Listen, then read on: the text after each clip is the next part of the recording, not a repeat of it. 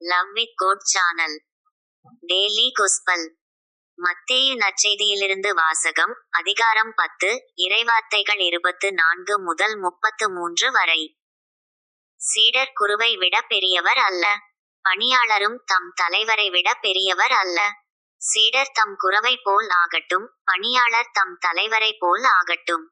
அதுவே போதும். வீட்டு தலைவரையே பெயல்செபல் என அழைப்பவர்கள் வீட்டாரை பற்றி இன்னும் தரக்குறைவாக பேச மாட்டார்களா? எனவே அவர்களுக்கு அஞ்ச வேண்டாம். ஏனெனில் வெளிப்படாதவாறு மூடப்பட்டிருப்பது ஒன்றும் இல்லை, அறிய முடியாதவாறு மறைந்திருப்பதும் ஒன்றும் இல்லை.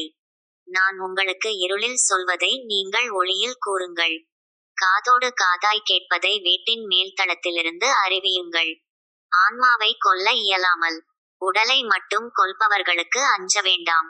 ஆன்மாவையும் உடலையும் நரகத்தில் அழிக்க வல்லவருக்கே அஞ்சுங்கள்.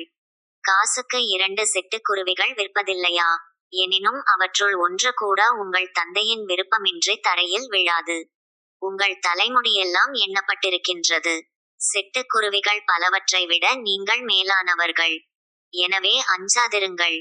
மக்கள் முன்னிலையில் என்னை ஏற்றுக்கொள்பவரை விண்ணுலகில் இருக்கும் என் தந்தையின் முன்னிலையில் நானும் ஏற்றுக்கொள்வேன்.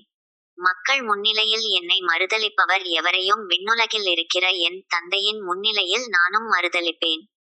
இது ஆண்டவர் வழங்கும் அருள்வாக்கு. இறைவா, உமக்கு நன்றி.